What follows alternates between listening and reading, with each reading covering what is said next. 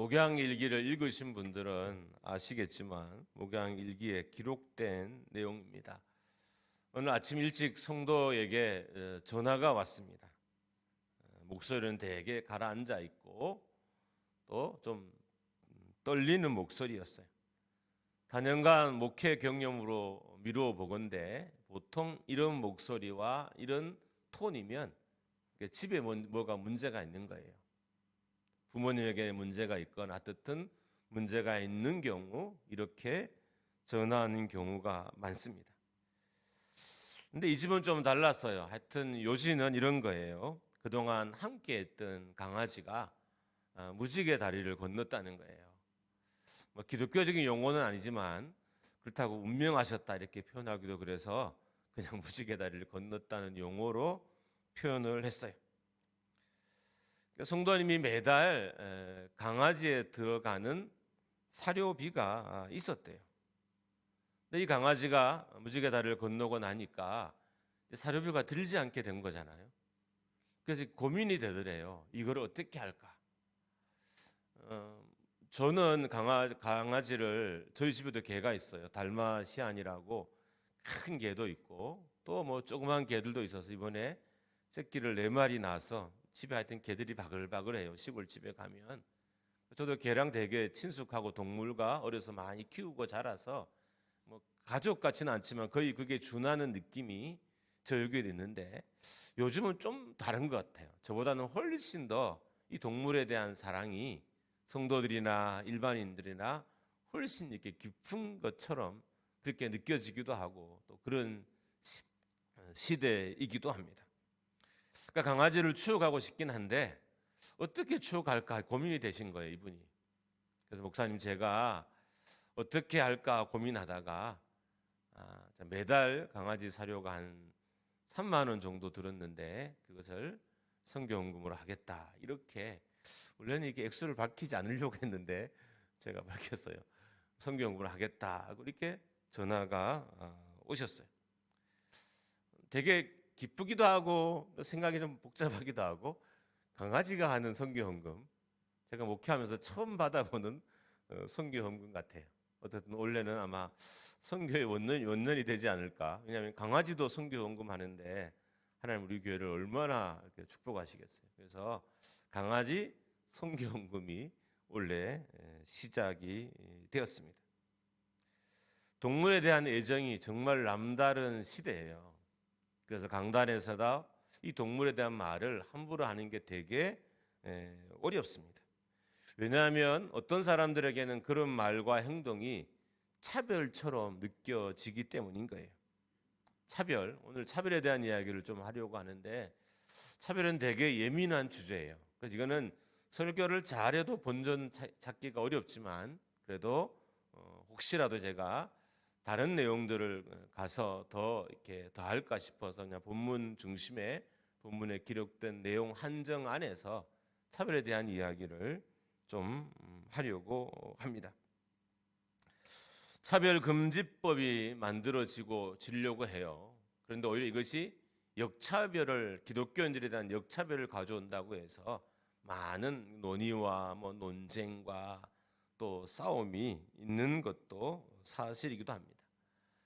교회가 함부로 이런 것을 말하기 되게 어려운 것은 교회가 마치 차별하는 집단처럼 실은 교회는 그런 공간이 아니잖아요. 오히려 어느 공동체보다도 가난하고 세상에 연약한 이들을 많이 사랑하는 공동체가 교회인데 우리 용어를 잘못 쓰고 표현을 잘못하는 것 때문에 교회가 차별하는 공동체처럼 느껴질까 되게 조심스럽기도 합니다. 그래서 앞에 말씀드렸던 것처럼 그냥 오늘은 차별에 대한 이야기이긴 하지만 본문에 한정되어서 제가 함께 나누고 기도하려고 합니다. 1절을 먼저 보겠습니다. 우리 1절 한번 같이 읽습니다. 시작. 내 형제들아 영광의 주 곧 우리 주 예수 그리스도에 대한 믿음을 너희가 가졌으니 사람을 차별하여 대하지 말라. 지금 우리가 보는 성경은 개역 개정판이에요.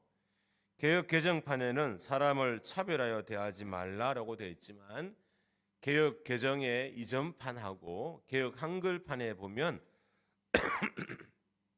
차별이라는 단어를 사용하지 않고 사람을 외모로 취하지 말라라고 이렇게 되어 있어요. 차별이라는 단어는 외모로 판단하는 것을 의미합니다. 그렇기 때문에 차별보다는 외적인 조건으로 사람을 판단하지 말라는 말씀에 훨씬 더 가까운 말씀인 거예요. 말씀의 요지는 이거예요. 사람을 외적인 것으로, 외모나 외적인 환경이나 그리고 얼굴로, 조건으로 사람을 판단하지 말라는 겁니다. 우리가 외모로, 외적인 것으로 사람을 판단하지 말아야 할 것은 이게 가장 쉬운 일이기 때문인 거예요. 아무 노력하지 않고 가만히 있어도 우리는 그냥 사람을 외적인 것으로, 외모로, 외적인 환경으로, 조건으로 판단하기 때문에 더 주의하고 더 조심해야 되는 것입니다. 또한 가장 오해하기 쉬운 판단의 수단이에요. 외모로 판단하는 것, 외적인 것으로 판단하는 것. 그래서 많이 주의하고 조심해야 됩니다.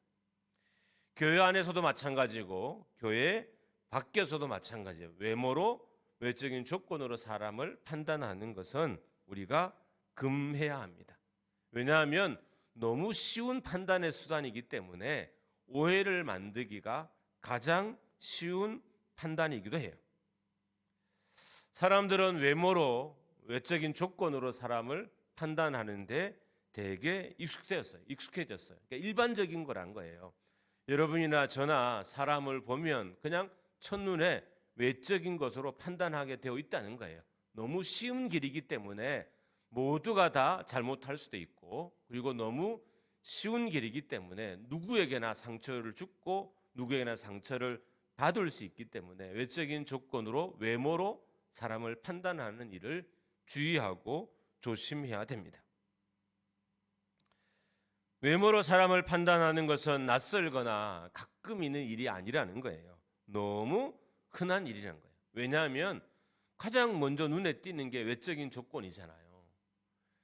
저는 옷을 보고 그 옷이 좋은 브랜드인지 아닌지 잘 판단하기 어려워요. 저는 신발을 봐도 이게 비싼 신발인지 그렇지 않은지 잘 몰라요. 그런데 그것을 사용해 본 사람들은 보는 순간 이 사람이 돈이 많은지 돈이 적은지 금방 알아요. 심지어 돈 많은 척 흉내를 내는지 진짜 돈이 많은지도 금방 판가름이 납니다.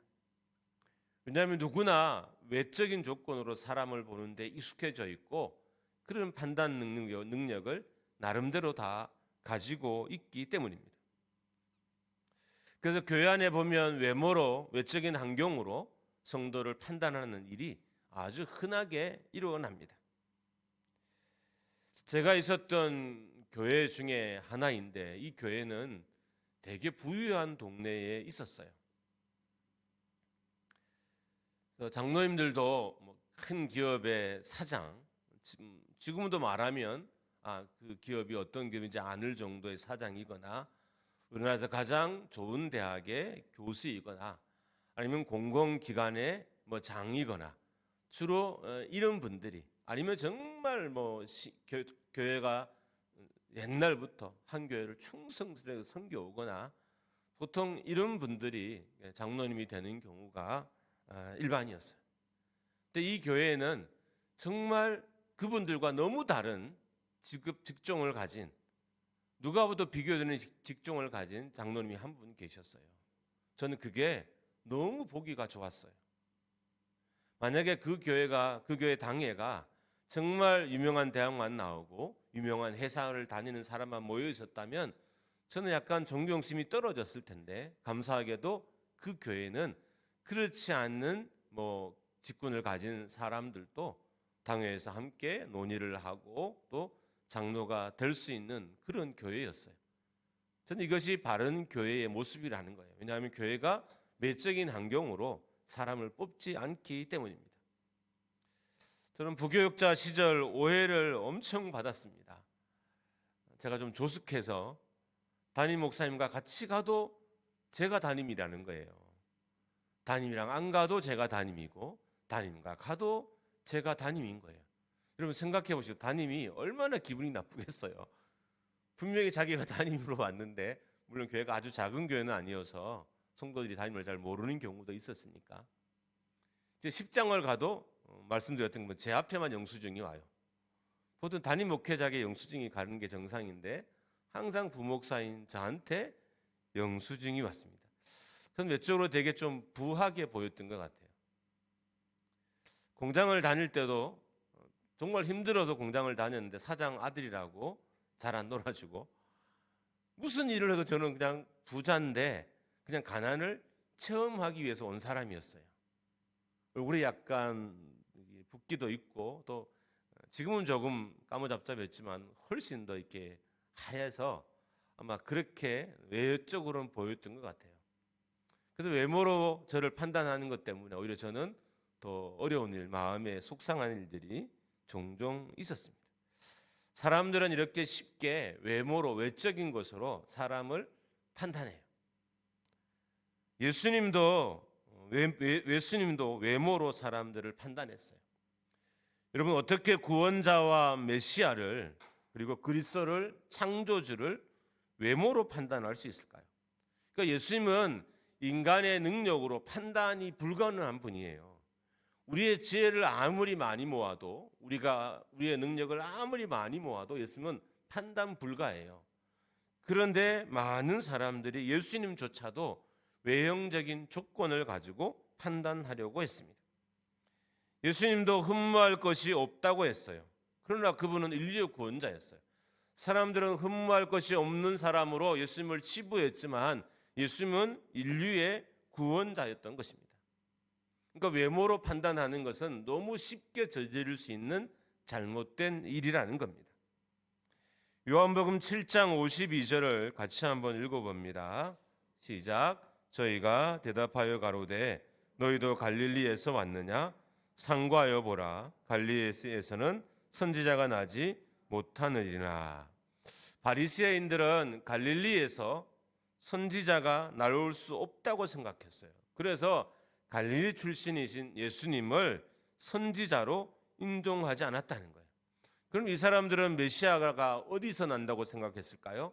바리새인들, 사두개인들, 유대인의 장로들, 그리고 공의의 사람들은 그리스도가 다윗이 살던 마을인 베들레헴에서 난다고 생각했어요. 실제로 예수님은 베들레헴에 나셨죠. 그러나 갈릴리에 자랐기 때문에 사람들은 예수님을 갈릴리 출생으로 알았어요. 그래서 갈릴리에서는 선지자가 날 수 없다고 생각하고 사람들이 예수님을 선지자로 따랐을 때, 메시아로 따랐을 때 그것을 부인하고 부정했던 것입니다.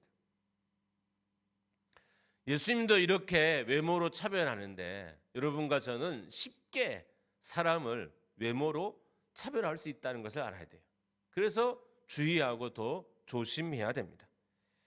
특별히 오늘 말씀은 물질로 사람을 차별하지 말라고 합니다. 가난과 부로 사람을 판단하는 일을 금하라고 명령합니다. 그러니까 모든 사람을 대할 때 동일한 기준으로 대하라는 거예요. 되게 어려운 일이죠. 동일한 기준으로 사람을 대하라.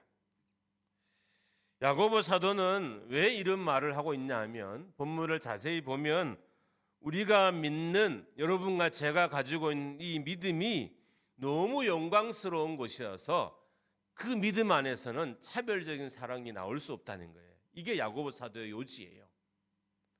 우리가 가지고 있는 믿음이 너무 고귀하고 아름답고 영광스러워서 우리가 온전한 믿음의 사람이라면 우리 안에서 차별이 나올 수 없다는 거예요. 차별이 나온다 하더라도 곧 고쳐질 것이고 차별이 나온다 하더라도 곧 회개하고 돌이키게 된다는 거예요. 그래서 차별을 금하고 있는 것입니다. 믿음이 하찮은 것이 아니기 때문에 우리의 믿음에서 차별하는 사랑이 나올 수 없다는 겁니다. 여러분과 제가 갖고 있는 이 믿음이 하찮은 게 아니라는 거예요. 너무 고귀한 거라서 이 고귀한 믿음에서는 차별하는, 특별히 외모로, 가난과 부로 사람을 차별하는 사랑이 절대로 나올 수 없다는 것입니다. 긍휼의 마음은 우리의 믿음에서 나올 수 있지만 차별하는 마음은 우리의 믿음에서 나올 수 없다는 거예요. 그래서 긍휼로 대하고 차별하지 말라라고 하는 거예요. 여러분과 제가 믿음 안에 바로 서 있고 온전히 서 있다면 우리의 믿음에서 차별이 나올 수 없다는 거예요. 물론 우리가 죄인이고 늘 범죄하고 살아서 잠깐 차별적인 언행을 하고 언사를 할지 모르지만 곧바로 회개하고 사과하고 돌이키게 된다는 거예요. 그만큼 우리가 가진 믿음, 여러분과 제 안에 이 믿음에서는 차별하는 사랑이 나올 수 없고 오히려 긍휼의 사랑이 나온다는 것입니다. 차별이 있다는 건 좀 기분 나쁘게 말하면 우리의 믿음 어딘가에 문제가 생겼다는 거죠. 지금 내가 차별하는 관점으로 사람을 대하고 있다면, 특별히 가난과 부로 사람을 차별하고 있다면 지금 내 안에 내 믿음의 어딘가에는 문제가 생겼다는 겁니다. 야고보 사도는 분명하게 말합니다. 가난이나 부한 사람이나 동일하게 되라. 가난한 자들을 귀하게 여기고 부한 자들을 멸시하는 태도도 갖지 말고 반대로 부한 자들을 존귀하게 여기고 가난한 자들을 멸시하는 태도도 갖지 말라는 거예요. 두 가지 태도가 다 문제가 있다는 거예요. 세상은 차별을 논할 때 가난한 사람들은 귀하게 여기고 부한 자들에 대해서는 착취자라고 생각하잖아요. 그렇게 하지 말라는 거예요. 가난과 부로 사람을 판단하는 일을 교회 안에서는 하지 말라는 것입니다. 모든 사람을 다 존귀하게 여기라고 하고 있습니다. 여기서 남루하다는 말은 어떤 의미냐면 더러운, 값싼, 초라하다는 의미입니다. 남난 옷을 입은 가난한 사람들도 아름다운 옷을 입은 부자와 차별하지 말라는 거예요. 여러분, 여기 야고보는 예수님의 동생 야고보예요. 이 야고보는 예루살렘 교회의 지도자였어요. 그러니까 베드로가 떠난 예루살렘 교회를 섬겼던 지도자입니다. 근데 왜 이 야고보가 가난과 부로 사람을 차별하지 말라는 야고보서를 기록했을까요? 그것은 예루살렘 교회 안에, 예루살렘 교회가 어떤 교회예요? 초대교회 어머니 교회 같은 교회잖아요. 이 어머니 같은 교회에서 지금 가난과 부의 문제로 차별이 일어나기 시작했다는 거예요. 그래서 교회에 문제가 생기기 시작한 것을 야고보가 발견한 거예요. 예루살렘 교회 안에 왜 문제가 생기기 시작했을까? 왜 교회가 교회답지 않은 모습을 하고 있을까라고 추적해 봤더니 그 안에는 가난과 부로 외적인 조건으로 사람을 차별하는 문제가 예루살렘 교회에 있었고, 이 문제로 시작해서 교회 안에 많은 문제가 만들어졌다고 야고보는 판단했던 거예요. 그래서 가난과 부, 외적인 조건으로 사람을 판단하지 말라라고 하고 있습니다. 차별은 교회의 본질을 해치고 깨는 일이에요. 차별은 교회가 그리스도의 명령에 순종하지 않고 있다는 의미입니다. 그래서 야고보는 극도로 차별을 경계하고 있는 거예요. 왜냐하면 차별을 방치하면 어느 순간 이 차별이 교회를 파괴하는 행위로 다시 돌아오기 때문인 거죠. 여러분, 잘못된 것을 그냥 방치하면 언젠간 그것은 다시 우리에게 위협적인 것으로 다가와요. 가정에 잘못된 것을 방치하면 어느 순간 그 잘못된 것이 가정을 위협하는 것으로 변하고요. 교회 안에 잘못된 것을 방치하면 어느 순간 그것은 교회를 위협하는 것으로 바뀌어서 우리에게 돌아온다는 거예요. 야고보 사도가 이 사실을 알았기 때문에 차별을 극도로 조심하고 극도로 경계시키고 있습니다. 여러분과 저는 차별에 되게 길들여져 있습니다. 부자 앞에서의 행동과 가난한 자의 앞에서의 행동이 달라요. 이래요. 목사님, 저는 정말 사람 차별하지 않아요. 목사님, 제가 가난한데 제가 사람을 차별할까요? 근데 정작 이렇게 말하는 성도 앞에 부자가 나타나면 가난한 자와 다른 모습으로 대하는 이상한 모습이 만들어져요. 왜 그럴까요? 이미 길들여져 있는 거예요. 우리 어려서부터 차별에 익숙해져 살아왔어요. 학생 시절도 그런 차별을 경험하며 살아왔고, 또 직장에서도 차별을 경험하며 살아왔고, 또 사람들과 교제와 만남 속에서도 차별을 경험하고 살았기 때문에 내가 경험한 이 차별을 그대로 세상에 돌려주는 거예요. 그러니까 노력하지 않으면 차별은 멈출 수 없어요. 그냥 우리가 말씀을 몇 번 듣고 성경 공부 몇 번 한다고 해서 차별이 멈춰지진 않아요. 차별하지 않는 공동체가 되기 위해서는 정말 많은 노력이 필요해요. 왜냐하면 너무 익숙해져 있어요. 너무 익숙해져 있어요. 그래서 아무리 우리가 입으로 나는 차별하지 않습니다라고 말하지만 정말 부자가 아니면 정말 권력이 높은 사람이 우리 앞에 오면 행동이 다른 게 금방 보여요. 금방 보여요. 이게 차별인 거죠. 따지고 보면 가난한 사람 앞에서도 동일한 행동을 취해야 되는데 우리가 안 그래요. 여러분 저도 안 그래요. 고개 숨기는 각도가 달라지더라고요. 사람이 그만큼 간사하고 차별에 길들여져 있는 거예요. 정말 유명한 사람들이 오면 말의 공손함이 달라지고요. 허리 굽이는 태도가 달라져요. 그리고 식탁에서 예절이 달라지고요. 사진을 찍을 때도 달라져요. 어떻든 위치를 그 사람을 가운데 두려고 하잖아요. 너무 익숙했어요. 여러분과 저는 이 차별적인 문화에 아주 익숙해져 와서 그런 차별에 대해서 저항하는 게 아주 어렵습니다. 학벌이나 배경이 좋은 사람과 학벌이나 배경이 없는 사람 앞에서의 행동이 다릅니다. 어떤 차를 타냐에 따라서 대하는 태도가 달라집니다. 제가 차를 한 2년간 차에 기름을 넣었다고 그랬잖아요. 지금은 워낙 좋은 차가 많아서 지금은 아니겠지만 그때는 좋은 차가 오면 인사하는 각도가 달라져요. 사람이 정말 간사해요. 트럭 오면 아저씨 안녕하세요 이렇게 인사하고요. 정말 그 당시에 좋은 차들이 오면 고개 숙이는 각도가 달라져요. 왜냐하면 그렇게 인사하면 가끔 뭐가 생기기도 하거든요. 사람은 그냥 자라면서부터 차별에 익숙해져 살아가요. 그래서 이것을 멈추는 것, 이걸 끊는 것이 되게 어렵고 아무 생각 없이 교회 안에서도 사람을 차별하면서 살게 되고 어쩌면 제가 여러분을 차별하는 것도 봤을 수도 있어요. 보여지는 거잖아요. 말투가 다른데? 인사하는 각도가 다른데?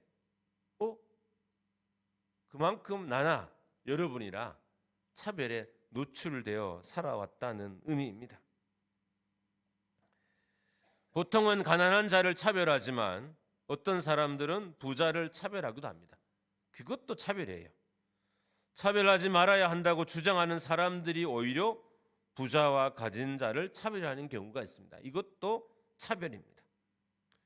외모로 외적인 조건으로 사람을 취한다는 그것은 차별한다는 것이고 그런 의미에서 편애도 차별의 일종이에요.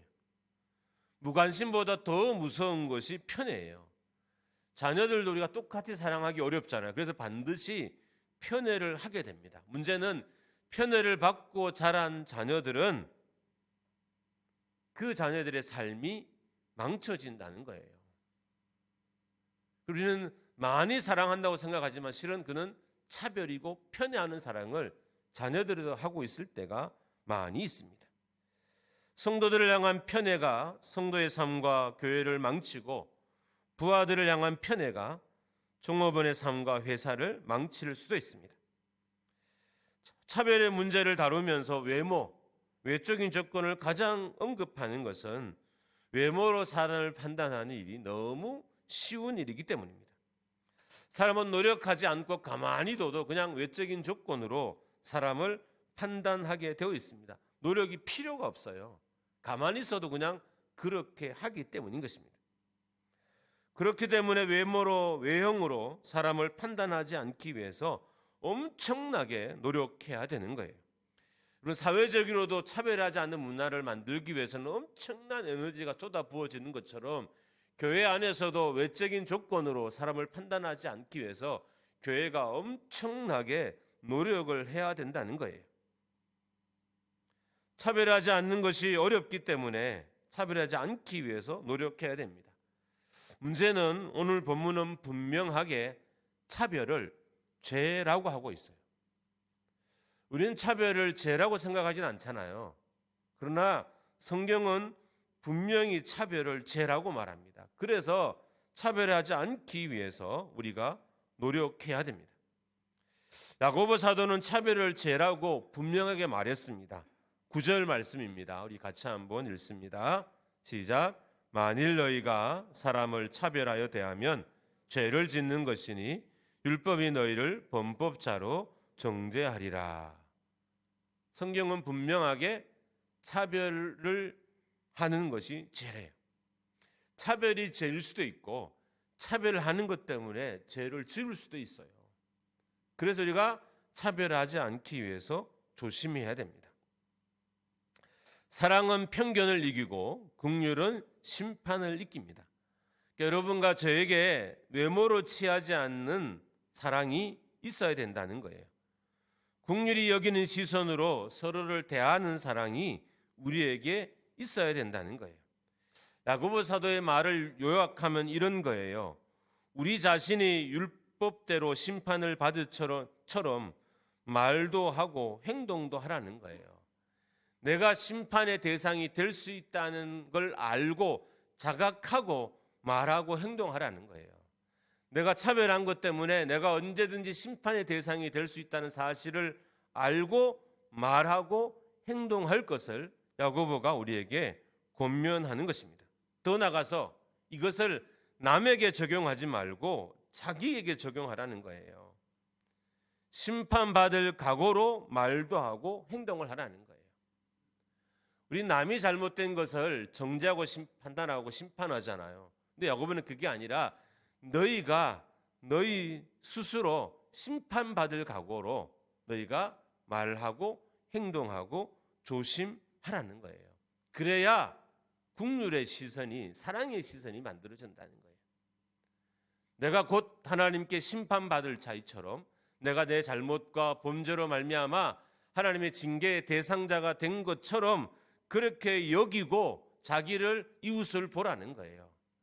그러니까 내가 당신보다 더 큰 심판 아래 놓여져 있다는 이런 관점에서 이웃을 보라는 거예요. 그러면 그 마음에서, 우리 마음에서 사랑이 나오고 긍휼이 나오게 된다는 것입니다. 더 나아가서 사랑과 긍휼은 심판을 이기게 하는 힘이 있다고 말합니다. 사랑과 긍휼이라는 무기는 가장 무능력한 것으로 보이기 때문에 여기서부터 한 두세 줄은 되게 좀 까다롭고 이해하기도 어려운 말씀이기도 하고, 그래서 제가 한번 읽어볼게요. 잘 한번 들어보십시오.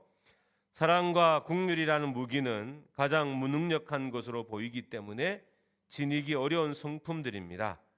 예수님은 세상적인 가치관으로 가장 보잘것없는 것으로, 가장 하찮은 것으로 천국의 부활을 삼으셨습니다. 그래서 세속적인 삶으로는 천국을 차지 못하게 하셨습니다. 이게 어떤 의미냐 하면 가장 보잘것없는 것, 하찮은 것, 이것을 천국의 부활로 삼았어요. 그래서 사람들이 이것을 하지 못하는 사람들은 천국의 삶을 차지하지 못하도록 했던 거예요. 우리는 대개 사랑과 긍휼을 하찮게 여겨요. 함부로 취급해요. 근데 그렇지 않다는 거예요. 사랑과 긍휼은 너무 고귀해요. 우리가 하찮게 여길 뿐이지, 여러분, 우리는 사랑을 되게 쉽게 생각하고 쉽게 말하고 쉽게 어떤 결론을 내리잖아요. 그렇지 않다는 거예요. 사랑과 긍휼이라는 이 주제들, 이 단어들, 이 성품들은 너무 고귀해서 정말 온전한 마음이나 온전한 신앙이 아니면 여기에 접근할 수 없다는 거예요. 그래서 우리가 사람을 차별 없이 대하는 일이 너무 어렵다는 거예요. 그래서 함부로 사람들이 이 천국의 보화를 누리지 못하도록 하찮게 여기는 것들을 천국의 귀한 것으로 삼아 놓으셨다는 겁니다. 어렵지만 이해가 되죠. 우리가 하찮게 여긴 것을 하나님이 천국의 보화로 삼아 놨어요. 그래서 아무나 이 천국의 보화에 접근하지 못하도록 만들어 놓았다는 거예요. 여러분, 우리가 교회 안에서 하는 많은 것들 대부분 하찮게 여기는 것들이 많아요. 모두가 다 할 수 있어요. 그런데 제대로 하는 사람은 드물어요. 그래서 이 천국의 보화를 제대로 느끼거나 제대로 알거나 제대로 간직한 사람이 교회에 많지 않을 수 있습니다. 그럼 사랑과 긍휼이라는 이것들은 어떻게 만들어질까요? 사랑과 긍휼이 여러분 안에, 제 안에 언제 어떻게 만들어질까요? 성경은 순종하는 삶, 특별히 전폭적으로 하나님께 순종하는 삶이 우리 안에 사랑과 그리고 긍휼을 만든다는 거예요. 하나님께 온전히 순종하는 사람 안에 사랑의 성품이 만들어져요. 그리고 이 사랑의 성품은 사람을 결국 차별하지 않게 되는 거예요. 여러분, 하나님이 주신 성품이 아니고는 세상을 동일하게 사랑할 수 없어요. 여러분이 그동안 배운 학습되온 학습이나 이런 것으로는 절대로 세상을 동일하게 사랑할 수 없어요. 근데 하나님이 우리를 온전히 순종하는 자들에게 사랑과 긍휼의 마음을 주시고 이 사랑과 긍휼의 마음으로 우리가 차별하지 않고 성도들을 또 가난한 자와 부한 자들을 대할 수 있게 되는 것입니다. 또한 사랑과 긍휼이 만들어지는 길이 하나가 더 있습니다. 말씀에 순종하는 것. 앞에는 전적으로 하나님께 순종하는 삶이 사랑과 긍휼을 만든다면 만씀에 순종하는 또 구체적인 순종이 사랑과 긍휼을 만들어내요. 이렇게 만들어낸 사랑과 긍휼로 만들어진 사랑과 긍휼은 사람을 차별하게 대하지 않게 되는 것입니다. 여러분 안에서 차별하지 않는 사랑은 만들어지지 않습니다. 우리의 노력으로 차별하지 않는 사랑은 만들어질 수 없어요. 우리의 순종함으로 사랑과 긍휼이 만들어지고 이 사랑과 긍휼은 사람들을 차별하지 않게 합니다. 자, 이제 말씀을 좀 마무리하려고 합니다. 우리는 외모로 외적인 것으로 사람을 차별하지 말아야 되지만 기독교인들이 성도들이 꼭 조심해야 될 게 한 가지가 있어요. 그게 뭐냐면 분별이에요. 차별하지는 말아야지만 분별은 해야 돼요.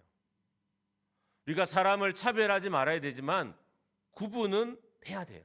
이게 악인지 이게 선인지 반기독교적인지 분별은 해야 된다는 거예요. 차별하지 않는 세상을 만들다고 하면서 그 안에 반기독교적인 사상이 있다면 그것은 경계하고 주의하고 조심해야 된다는 거예요. 교회 안에 차별하지 않는 문화를 만들자고 하면서 정작 말씀을 떠나는 행위와 말씀을 벗어난 어떤 결단과 결심이 있다면 그것은 분별하고 구별해야 된다는 것입니다. 하나님이 싫어하는 것인지 하나님이 미워하시는 것인지는 반드시 분별해야 됩니다. 마지막으로 13절 말씀을 표준 세번역으로 한번 읽어봅니다. 같이 읽습니다. 시작. 심판은 자비를 베풀지 않는 사람에게는 무자비합니다. 그러나 자비는 심판을 이깁니다. 자비를 베풀지 않고 차별한 사람들에게 무자비한 심판이 있을 거라는 거예요. 차별은 죄라고 분명히 말했고 차별에 대해서 심판이 있을 거라고 말했습니다. 그러니까 여러분 저는 어떻게 해야 될까요? 당연히 차별하지 않기 위해서 노력해야 되는 거죠. 그리고 이 차별하지 않는 마음은 하나님께 온전히 순종하는 마음에서 나오는 거예요. 세상에 순종하는 마음으로는 차별하지 않는 사랑이 나올 수 없어요. 그래서 세상의 사랑은 다 차별적인 사랑이에요. 세상의 제도도 다 차별적인 제도이고 세상의 사랑도 다 차별적인 사랑이에요. 오직 차별하지 않는 사랑은 하나님께 순종하는 공동체가 가질 수 있고 하나님께 순종하는 성도가 가질 수 있습니다. 목장교회 성도들에게 편견을 이기는 사랑이 있기를 주님의 이름으로 축원합니다. 목장교회 성도들에게 편애를 이기는 사랑이 있기를 주님의 이름으로 축원합니다. 목장교회 성도들에게 심판을 이기는 긍휼의 마음이 있기를 주님의 이름으로 축원합니다. 할렐루야. 내가 심판받을 자처럼 자기를 알면 우리는 남들을 차별하지 않을 수 있습니다. 사랑해야 하는 것을 사랑할 수 있고 멀리해야 하는 것을 멀리할 수 있는 능력이 우리에게 필요합니다. 세상은 차별 없는 세상을 원하지만 성도는 차별을 분별하는 능력을 가져야 돼요. 그래서 우리는 분별된 차별 없는 사랑을 가지고 성도들을 대해야 됩니다. 여러분, 교회를 다니면서 어떤 차별을 당하셨나요? 혹시 이전 것이 있다면 오늘부터 다 잊어버리십시오. 이전에 경험했던 교회 안의 차별들, 그리고 오늘 말씀을 생각하면서 이후에는 한번 곰곰이 생각합시오. 내가 혹시 남에 적용시키지 말라 그랬죠. 내가 혹시 성도들을 차별하게 대하지 않았을까? 가난한 사람도 차별할 수 있다고 말씀드렸죠. 가난하기도 해도 사람들을 차별하는 모습이 있을 수 있어요. 가난한 이들에게도, 부자들에게도 차별적인 사랑이 있을 수 있어요. 그러니까 여러분과 저는 다 누구나 차별적인 사랑을 했던 사람이에요. 그래서 내가 받은 차별적인 사랑은 잊어버리고, 혹 내가 했던 차별에 대해서 우리가 곰곰이 생각해보고 오늘 마음 깊숙이 내가 이후로는 내가 교회 안에서 차별하는 사랑을 하지 않기 위해서 내가 노력해야 되겠다. 이거는 죄라고 했고 이것은 심판받을 일이라고 했기 때문인 거예요. 여러분이 하나님 앞에서 우리가 어떤 심판을 받는다면 반드시 차별에 대한 심판은 받을 거예요. 네가 왜 그때 네가 차별을 했지? 네가 왜 그 성도에 대해서, 네가 왜 그 사람에 대해서 네가 왜 차별적인 사랑을 했어? 라고 하는 반드시 우리를 심판하실 것이고 우리의 죄를 물으실 거예요. 이거는 100% 성경 안에 그대로 나온 말씀인 거예요. 그런 의미에서 우리 교회가 지금까지 혹 차별이 있었다면, 제가 여러분을 차별한 것이 있다면 용서하시고, 또 여러분이 혹시 주변에 차별을 받았다 하더라도 그냥 용납하시고, 오늘부터는 혹시 내가 차별하는 사랑을 하고 있지 않을까, 여기에 집중하고 살아야 돼요. 내가 받은 차별을 기억하지 말고 내가 차별을 하고 있지 않았을까, 여기에 집중하며 산다면 여러분이 그나마 좀 기대할 수 있는 차별이 많지 않은, 차별이 많이 줄어든 교회의 모습들을, 그리고 야고보 사도가 예루살렘 교회를 생각했을 때 그 아픔이 우리 교회는 잊지 않게 될 것입니다. 우리 함께 찬양하고 기도합니다.